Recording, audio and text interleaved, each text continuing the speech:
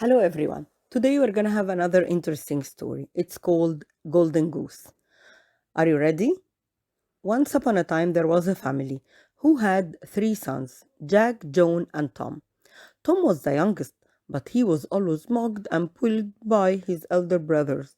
They even came up with a horrible nickname for him, which was Simpleton, because they believed that he was simple in the head. Anyway, winter was about to start and the family soon will need wood. So the eldest son Jack decided to go to the forest, chop wood for winter. His mother made a cake and she gave him a to eat and some juice to drink while working. He left to the forest and on his way he met a dwarf who politely asked him for something to eat and drink.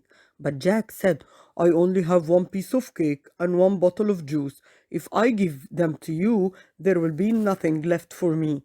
So the dwarf left, but he put a spell on Jack. As soon as he started chopping the first tree, a bee stung him on his arm. So he had to go home before he had even a bite from the cake or a sip from the juice.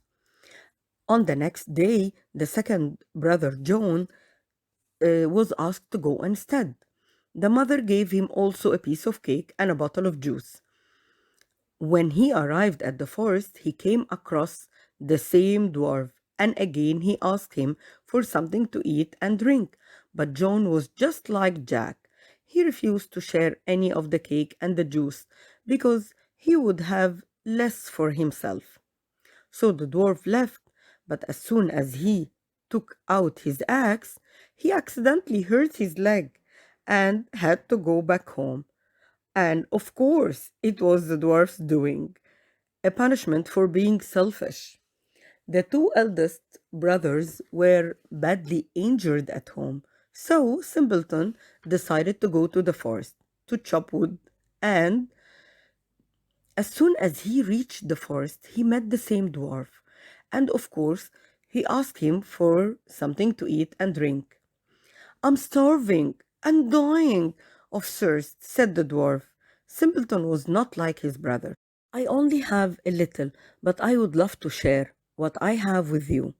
The dwarf was happy, and as soon as Simpleton opened the bag, they found a big piece of yummy cake and two bottles of fresh yummy juice. They ate and drank happily. Then the dwarf said, You shared the little you had with me, with an old stranger, so I will reward you for your kind heart. If you cut down the old tree over there, you will find your gift.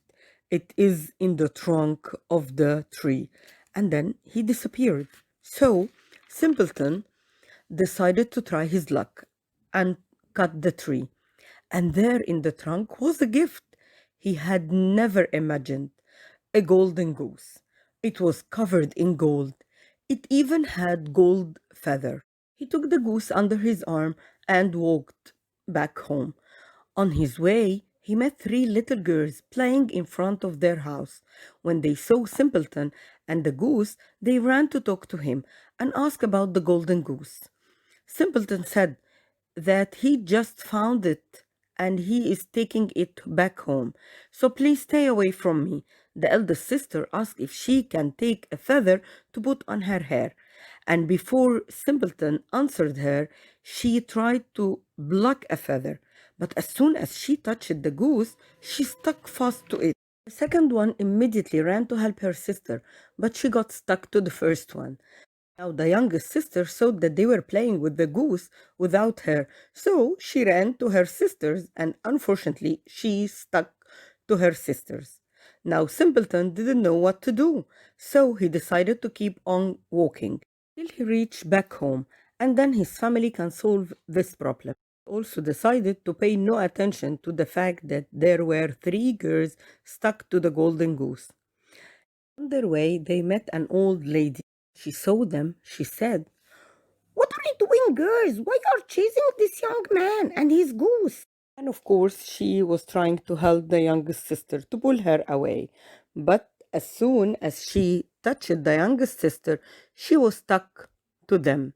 And now she had became a part of the chain too. Now, the husband of the old lady saw her chasing the girls, who seemed to be chasing the young man. So he ran to stop her, and he said, "You're too old to do this."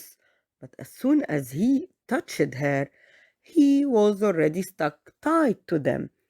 Now he had joined the strange parade. Simpleton didn't know what to do, so he kept on walking and walking and walking and tried to reach home as soon as he can. But accidentally, he was lost and he entered a small country which he has never been there before.